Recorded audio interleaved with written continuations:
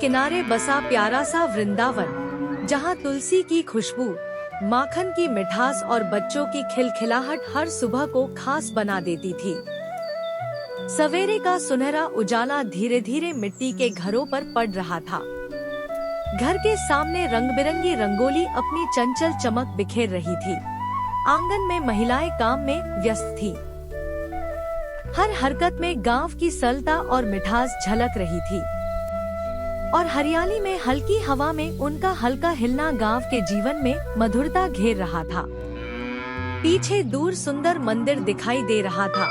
उसकी शिखर पर केसरिया ध्वज धीरे धीरे फड़फड़ा रहा था। सारा वातावरण जादुई और जीवंत था और इस पूरे दृश्य का प्राण बाल कृष्ण हल्की हरकत में बांसुरी बजा रहा था। पूरी वृंदावन की खुशियाँ उसमें समा गई थी। वीर और राधा खुशी से बोले, वाह कृष्णा, तुम्हारी धुन सुनते ही मोर तो खुद ही नाचने लगा। कृष्णा मुस्कुराकर बोला, मेरी धुन नहीं, मोर का मन खुश हुआ है। मन खुश हो जाए तो वो खुद ही नाच उठता है। उसी समय गांव से कोई कृष्णा को आवाज देता है, कृष्णा घर चलो। कृष्ण अपने मित्रों से कहता है, मैं कल फिर आऊंगा, हम फिर खेलेंगे। सभी हंसते हैं। कृष्ण गांव की ओर चल देता है। इसी प्यारे वृंदावन में यशोदा माता अपने आंगन में धीमी लय में मक्खन मथ रही थी। पीछे नीम के पेड़ की घनी छाया झूल रही थी। उधर कृष्णा चुपचाप आकर उन्हें निहार रहा था। उसने फुसफुसाते हुए अपने दोस्तों को बुलाया। वे सब कृष्ण के साथ कोने में छुप गए।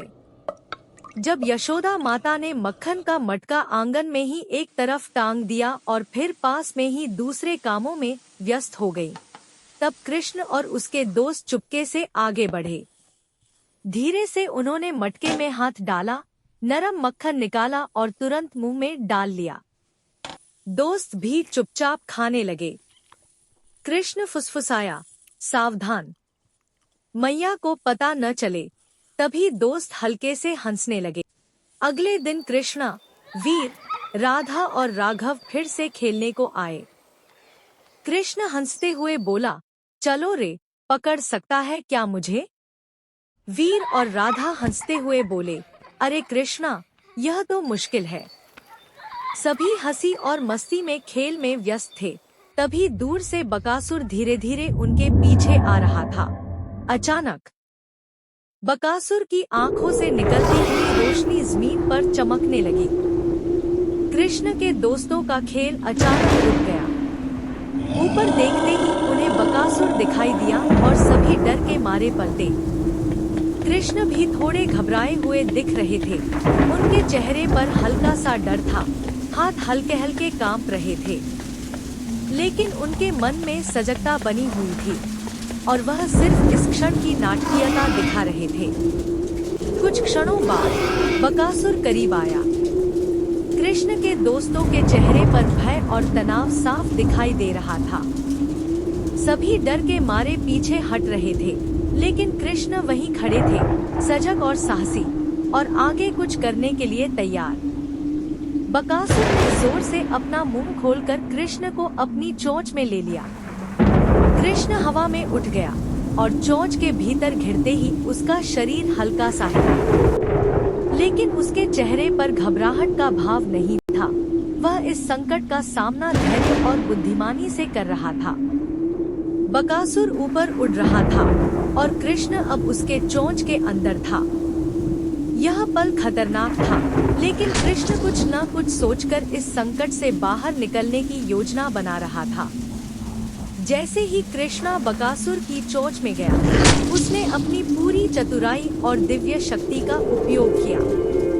उसके हाथों और शरीर से नीली रंग की ऊर्जा झलकने लगी, जैसे आकाश की चमक किसी जादुई शक्ति में बदल गई हो।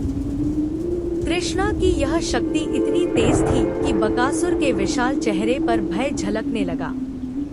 उसकी चोंच में भी हलचल पैदा होने लगी। उसका नियंत्रण टूट गया। एक जोरदार झटके से उसने कृष्णा को अपनी चोंच के बाहर हवा में फेंक दिया। कृष्ण हवा में ऊंचाई तक उछल गया और वहीं से उसने सीधा बकासुर की चोंच पर पहला प्रहार किया। कृष्ण अब भी आकाश में ही था। उसके हाथों से नीली दिव्य ऊर्जा तेजी से चमक रही थी। नीचे बकासुर दर्द से तड़प रहा था। कृष्ण ने ऊपर से ही दूसरा जोरदार प्रहार किया।